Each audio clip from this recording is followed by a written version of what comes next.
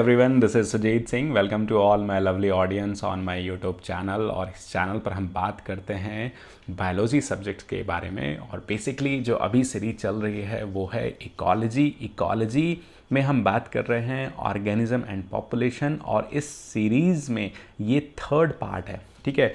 तो बहुत सारे इंपॉर्टेंट कॉन्सेप्ट्स को हम बहुत ही डिटेल्ड मैनर में अंडरस्टैंड कर रहे हैं।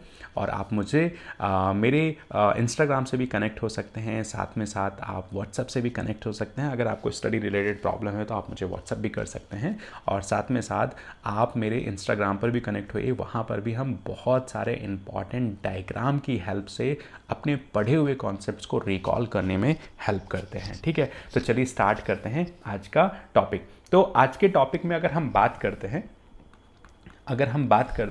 तो हम बात करेंगे किसके बारे में मेनली। तो हम बात करेंगे एबायोटिक फैक्टर के बारे में हम बात करेंगे। तो एबायोटिक फैक्टर में यहाँ पर दो कैटेगरी हैं, जिसमें हम बोलते हैं फिजिकल फैक्टर, और दूसरी कैटेगरी को हम बात कर रहे हैं बच्चे केमिकल फैक्टर। ये बात समझ में आ रहा है। तो एबायोटिक फैक्टर में बेसिकली हम नॉन लिविंग ऑर्गेनिज्म के बारे में हम बात कर रहे हैं, ठीक है। नॉन लिविंग थिंग्स के बारे में हम यहाँ पर बात कर रहे हैं। तो अगर हम सबसे पहला फैक्टर के बारे में बात करते हैं तो हम यहाँ पर बात करेंगे किसके बारे में, टेम्परेचर के बारे में अंडरस्टैंड करेंगे, ठीक। तो टेम्परेचर जो है ना वो एक बहुत ही इंपॉर्टेंट फैक्टर है डिफरेंट प्रोसेसेस के लिए, ठीक है। तो अगर हम बात करते हैं कि अगर अर्थ की हम बात करें तो बेसिकली यहाँ पर टेम्परेचर किसके हिसाब से चेंज होता है। तो बेसिकली टेम्परेचर जो है वो सीजन टू सीजन क्या हो रहा है, वेरी कर रहा है। सीजन टू सीजन, या आप बोल सकते हो कि सीजनल बेसिस पर टेम्परेचर क्या हो रहा है, वो वेरी कर रहा है, या आप बोल रहे हो क्या कर रहा है, चेंज हो रहा है। एक तो बात समझ में आया कि अर्थ के डिफरेंट ज्योग्राफिकल लोकेशन पर हमारे डिफरेंट क्या होते हैं, सीजन होते हैं या सीजनल वेरिएशंस होते हैं, ठीक है। तो बेसिकली अगर हम बात करते हैं अर्थ की एक जनरल सी केमिस्ट्री को अगर हम अंडरस्टैंड करते हैं तो बेसिकली सपोज ये आपका क्या है, अर्थ है, ठीक है। इस अर्थ पर बेसिकली दो डिफरेंट पोल्स हैं जिनको आप बोलते हो, ये क्या है आपके पोल्स हैं, ये क्या है आपके पोल्स हैं, ठीक है। ये क्या है आपके साउथ पोल और नॉर्थ पोल। तो बेसिकली और ये मिड लाइन जो है बेसिकली इसी को आप क्या बोलते हो, इक्वेटर, ठीक है। और ये थोड़ी टिल्टेड होती हैं, इस वजह से हम इसको टिल्ट फॉर्म में ही अंडरस्टैंड करेंगे। तो जो मिड है इसको आप बोल रहे हो इक्वेटर, इसको आप क्या बोल रहे हो, इक्वेटर। इक्वेटर के जो पैरेलल लाइंस हैं, जो इक्वेटर के बिल्कुल पैरेलल हैं, इन्हीं लाइंस को आप क्या बोलते हो, लैटीट्यूड। इन लाइंस को आप क्या बोलते हो, तो latitude.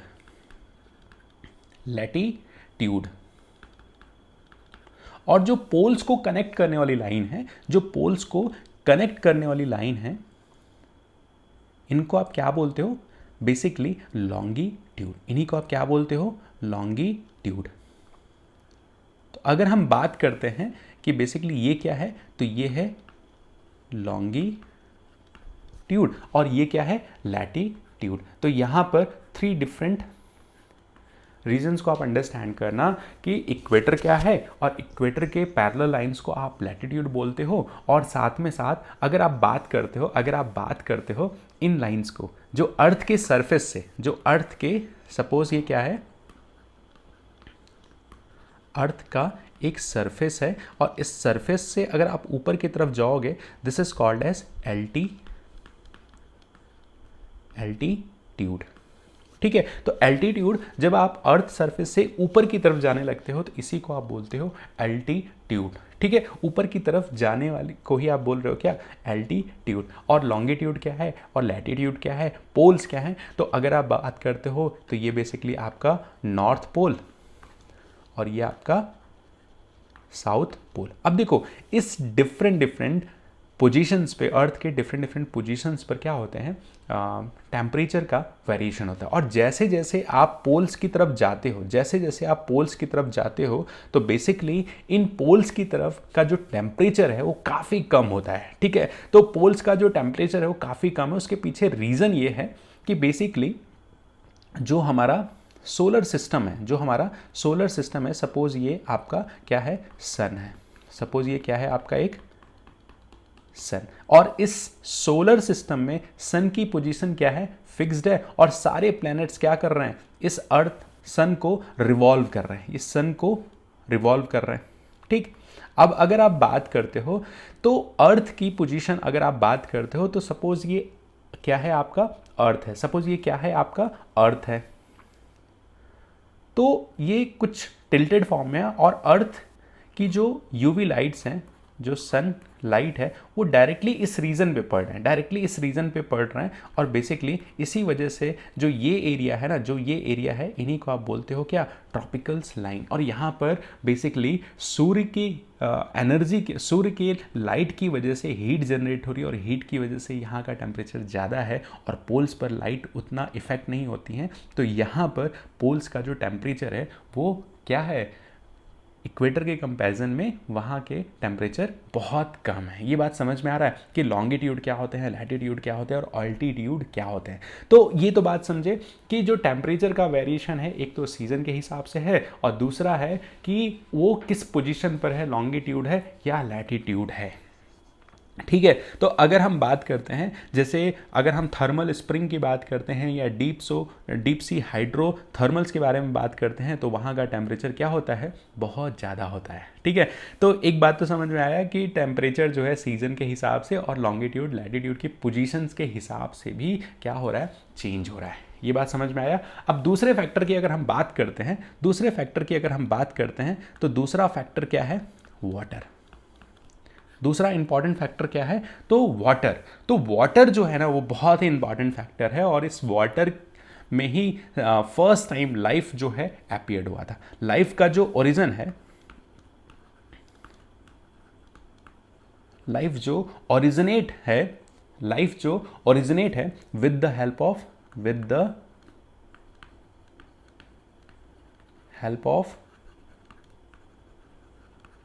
water, with the help of water on earth, on earth। तो अगर हम बात करते हैं कि अर्थ पर लाइफ का जो फॉर्मेशन हुआ था वो सबसे पहले कहाँ पर हुआ था, तो वाटर के अंदर ही क्या हुआ था, लाइफ फॉर्म हुआ था। ये बात समझ में आ रही सभी को, ये बात सभी को समझ में आ रही है। और बेसिकली अगर आप बात करते हो तो यहाँ पर ओशंस के बारे में बात करोगे, रिवर्स के बारे में आप बात करोगे, कहाँ कहाँ की आप बात करोगे, तो ओशंस के बारे में आप बात करोगे, साथ में आप रिवर के बारे में आप क्या करोगे, बात करोगे। और सबसे इम्पॉर्टेंट जो चीज़ है ना बच्चे, कि केमिकल कंपोजिशन है अपनी एक वाटर की, अपनी क्या है, केमिकल कंपोजिशन है वाटर की। तो वाटर का अगर आप केमिकल कंपोजिशन की बात करो तो बेसिकली ओशन के वाटर का पीएच डिफरेंट होता है, रिवर के वाटर का पीएच डिफरेंट होता है। तो इन सभी की जो केमिकल कंपोजिशन है वो डिफरेंट है, और इस डिफरेंट केमिकल कंपोजिशन की वजह से जो नेचर ऑफ वाटर है डिफरेंट ज्योग्राफी पर बेसिकली वो क्या हो जाता है, डिफरेंट हो जाता है। और डिफरेंट होने की वजह से उसमें जो ऑर्गेनिजम्स ग्रो कर रहे हैं उनका नेचर भी क्या हो जाता है, डिफरेंट हो जाता है। ठीक, थर्ड कैरेक्टरिस्टिक्स की अगर हम बात करते हैं तो थर्ड कैरेक्टरिस्टिक्स क्या है बच्चे, तो बेसिकली लाइट। और लाइट एक तरह की क्या है, एक तरह की क्या है, एनर्जी है। और इस एनर्जी को कौन यूटिलाइज कर रहा है, तो बेसिकली अगर आप बात करते हो तो यहाँ पर जो प्लांट है, यहाँ पर जो प्लांट है, या जिसको आप बोलते हो ऑटोट्रॉप्स वो ऑर्गेनिजम्स हैं जो बेसिकली इनऑर्गेनिक फॉर्म में, जो सॉइल के अंदर में इनऑर्गेनिक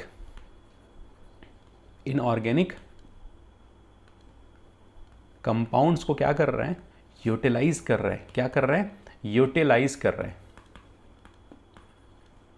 यूटिलाइज किस लिए कर रहे हैं, टू मेक अ फूड। अब ये किस तरीके से चल रहा है, तो आप इस प्रोसेस को अंडरस्टैंड करना कि बेसिकली जो फॉर्मेशन ऑफ फूड मटेरियल है, formation of food material by plant. ठीक है, तो अब देखो यहां पर अगर हम बात करते हैं यहां पर अगर हम बात करते हैं तो बेसिकली ये क्या है, सपोज एक आपके पास क्या है, प्लांट है, सपोज क्या है, एक प्लांट है, और साथ में यहां क्या है, सन है, जो सभी का सोर्स ऑफ एनर्जी है। ठीक है, अब यहां से बेसिकली सनलाइट आया जो फोटॉन्स के फॉर्म में है, और प्लांट के पास क्या प्रेजेंट है, लीफ प्रेजेंट है, मींस यहीं पर क्या है, क्लोरोफिल पिगमेंट है। ठीक है, क्लोरोफिल पिगमेंट ही बेसिकली क्या कर रहा है, तो बेसिकली यहां पर जो वाटर है, जो साथ में एटमॉस्फेरिक क्या है,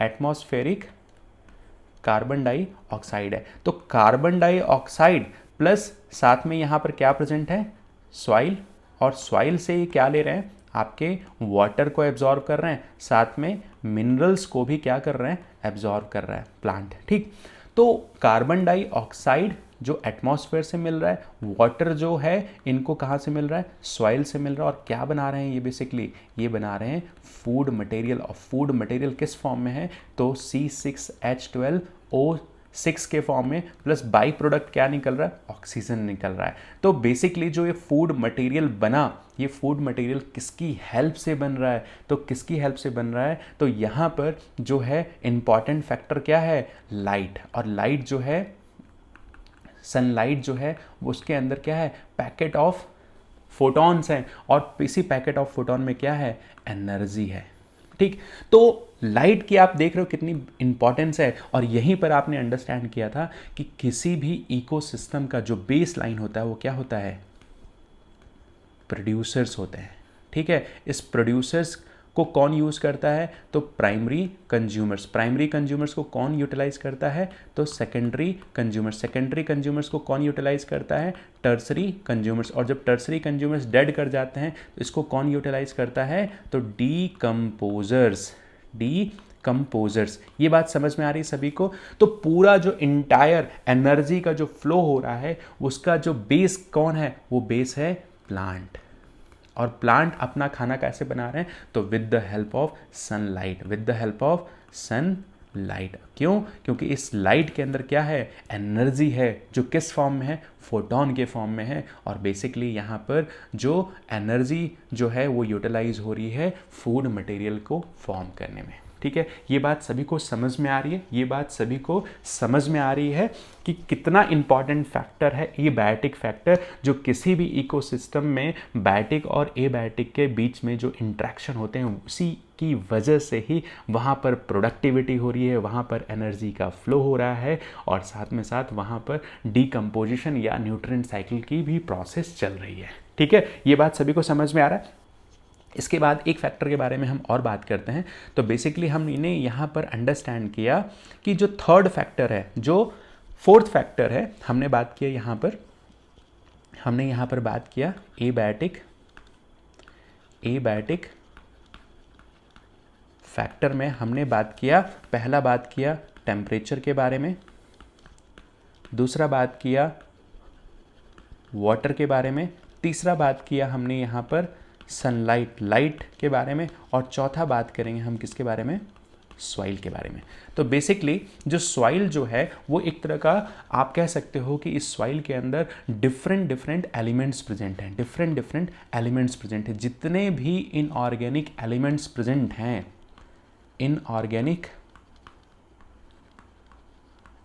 प्रेजेंट हैं, वो इसी सॉइल के अंदर तो प्रेजेंट है। और बेसिकली इसी सॉइल को के अंदर से जो इनऑर्गेनिक एलिमेंट्स को यूटिलाइज कर रहा, कौन कर रहा है, प्लांट्स कर रहे हैं।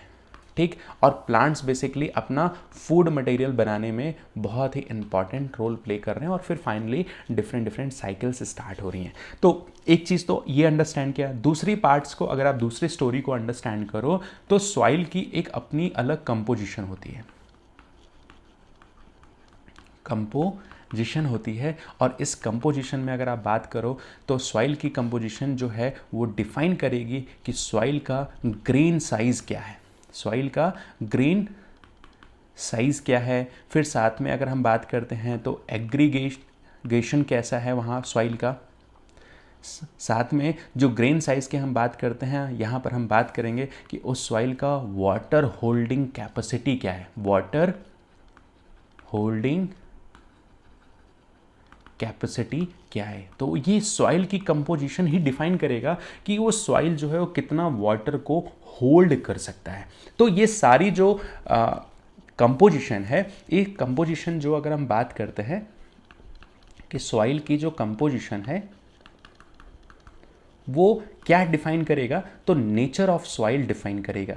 नेचर ऑफ सॉइल के नेचर को डिफाइन करेगा। और ये बेसिकली अगर हम बात करते हैं तो आप नेचर ऑफ सॉइल या आप कह सकते हो प्रॉपर्टी ऑफ सॉइल, या आप बात कर सकते हो नेचर और प्रॉपर्टीज ऑफ सॉइल, किन के ऊपर डिपेंड करेगा कि इस सॉइल का कंपोजिशन क्या है। अब देखो ये जो सॉइल की कंपोजिशन है ना, डिफरेंट प्लेसेस के लिए, डिफरेंट प्लेसेस में ये डिफरेंट हो सकता है। क्यों? क्योंकि यहाँ का जो कंडीशन है, क्लाइमेटिक कंडीशन है, अगर हम बात करते हैं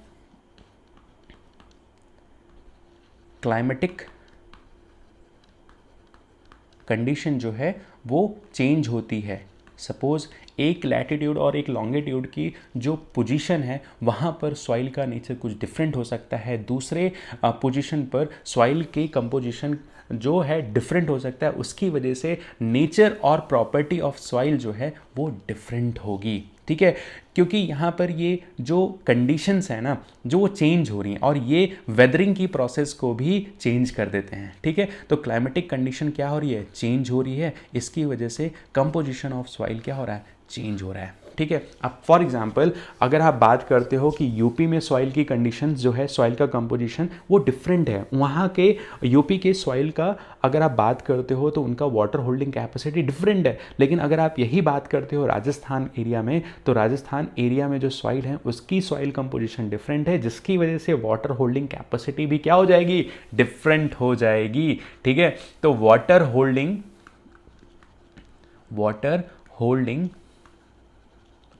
कैपेसिटी जो है वो सॉइल की डिफरेंट हो सकती है। क्यों? क्योंकि वहाँ का जो क्लाइमेटिक कंडीशन है वो डिफरेंट है। तो ये एक बहुत ही इंपॉर्टेंट फैक्टर है जो किसी भी इकोसिस्टम को बिल्ड करने में बहुत ही इंपॉर्टेंट रोल प्ले करता है। ठीक है, तो बच्चे अगर आपको ये चैप्टर काफ़ी अच्छे से अंडरस्टैंड हो रहा है तो आप अपना फीडबैक ज़रूर दो, और मैं उम्मीद करता हूँ कि आप सभी को ये चैप्टर्स काफ़ी अंडरस्टैंड क्लियर हो रहे होंगे। और साथ में अगले टॉपिक में अगर हम बात करते हैं तो हम यहाँ पर अंडरस्टैंड करेंगे, अगला टॉपिक हम बात करेंगे यहाँ पर जो डिफरेंट रिस्पॉन्सेज होते हैं। आप बात करते हो किसके बारे में, अगर हम बात करते हैं कि एबायोटिक फैक्टर के रिस्पॉन्सेज क्या हैं, तो वहाँ पर हम डिफरेंट टाइप के ऑर्गेनिजम्स के बारे में बात करेंगे। हम बात करेंगे कन्फर्मर्स के बारे में, बात करेंगे रेगुलेटर्स के बारे में बात करेंगे, या हम बात करेंगे